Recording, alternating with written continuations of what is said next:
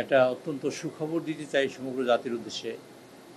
গতকালকে আপনারা দেখেছেন বাংলাদেশে পতিত সরকারের সময় নিয়োগকৃত সকল সারের ডিলারকে বাতিল করা হবে এবং মাননীয় প্রধানমন্ত্রী কথা দিয়েছেন বা বলেছেন সংসদের সকল সরকার এবং বিরোধী দলের মধ্যে ঐক্যমত হওয়ার কারণে তিনি বলেছেন যে সব বাতিল করে যাতে নতুন করে সার বিতরণ এবং কীটনাশক বিতরণ করার জন্য নতুন সারের ডিলার নিয়োগ করা হয় তার ব্যবস্থা করবেন। এই কারণেই করবেন যে যাতে যারা আর্টিফিশিয়াল ক্রাইসিস তৈরি করে এবং কৃষকের ফসল উৎপাদনে ব্যাহত না হয় এবং কৃষকরা যাতে স্বাভাবিকভাবে ফসল উৎপাদন এবং দ্বিগুণ আরও বাড়াতে পারে তার ব্যবস্থা তিনি করবেন। গতকালকে আপনারা দেখেছেন যে আমরা বিদ্যুতের ব্যাপার নিয়ে মানে জ্বালানি সংকট নিয়ে পার্লামেন্টে আলোচনা করেছি এবং সরকার বিরোধী দল ঐক্যমত পোষণ করেছে এই বিষয়ে যে এইটা আমাদের সৃষ্ট কিছু নয়, এটা তারা বিরোধী দলে বলেছে যে তারা এটা সরকারের কোনো দোষ নেই, যে বৈশ্বিক সমস্যা, এটা ওয়ার্ল্ড প্রবলেম, এটা গ্লোবাল প্রবলেম। কাজে এই প্রবলেমটায় তারা আমাদের মানে সহমর্মিতা জানিয়েছেন এবং তারা বলেছেন বিরোধী দলের লোকেরা যাতে আমরা এই সমস্যার সমাধান যৌথভাবে এবং একে অপরকে পরামর্শ দিয়ে যুক্তি দিয়ে সাহায্য করে বা যে কোনো পদ্ধতিতে সমাধান করা যায় তার জন্য আমরা মানে ঐক্যমত থাকতে চাই এবং ঐক্যমত পোষণ করেছেন। এই দুটো বিষয়ে সংসদের ইতিহাসে অত্যন্ত গৌরবজনক দিন গতকালকে হয়েছে।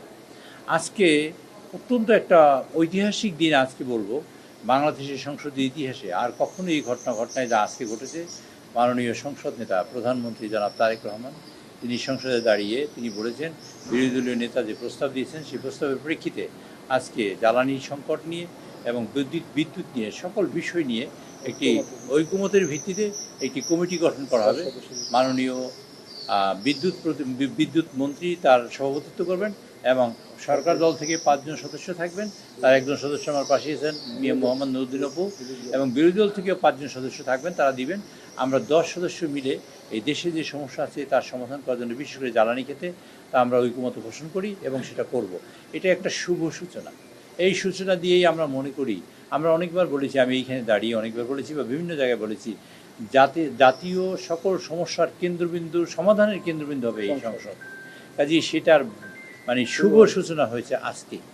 কাজেই আমি সমগ্র পার্লামেন্টের সকল সংসদ সদস্যকে আমি ধন্যবাদ জানাতে চাই। আমি সেই সাথে প্রধানমন্ত্রী এবং বিরোধী দলের নেতাকে ধন্যবাদ জানাতে চাই এবং সেই সাথে সমগ্র দেশবাসী। আপনারা জানেন এই সংসদ, মাননীয় নেতা বলেছেন এটা জনগণের সংসদ। কাজে জনগণের সংসদ আজকে জনগণকে জানতে চাই যে এই বিষয়টা আজকে উন্নীত হয়েছে এবং আমরা এই কাজ শুরু করেছি। তিনটি কাজ করেছে তারা।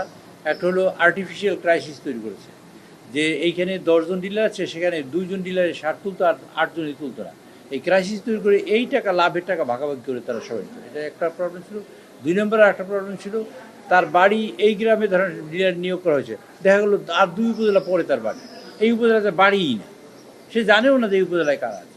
3 নম্বর হলো এই সার কীটনাশক এবং বীজ এলাকায় যে ছড়িয়ে দেওয়ার কথা ছিল তা তো ছড়িয়ে দেয়ই নেই, বরং তারা আরও কুক্ষিগত করেছে। ফলে মানুষ যেভাবে পাওয়ার কথা, সরকার যেভাবে কার্যক্রম হাতে নিয়েছে কৃষকরা মানে কৃষকের জন্য, এবং কৃষি কার্ড এবং 10 দফা বলেছেন আমরা ফসল উৎপাদন বাড়াবো, মানে মাটির অ্যানালাইসিস করব, বৈজ্ঞানিক পদ্ধতিতে চাষাবাদ করব, জলবায়ু মোকাবেলা করব এবং যে ফসল যেখানে ফলে সেরকম করব, তারপরে যে ফসল অর্থ করি তা করে করবো। এই গতকালকে মাননীয় প্রধানমন্ত্রী তার উত্তরে 10 দফা করে বলেছেন এটা আমরা কৃষিতে করতে চাই। কাজে এটা টোটালি ব্যাহত হওয়ার একটা প্রক্রিয়া নিয়েছিল তারা, এবং তাতে এই সরকার ব্যর্থ হয়। কাজে ইনশাআল্লাহ গতকালকে যে সিদ্ধান্ত হচ্ছে তাতে আর ব্যর্থ হওয়ার কোনো সুযোগ নেই। ইনশাআল্লাহ আমাদের এই সারের ডিলার আমরা নিয়োগ করলে অচিরেই নিয়োগ হবে এবং এর ফলাফল সুফল এই দেশের মানুষ ভোগ করবে ইনশাআল্লাহ।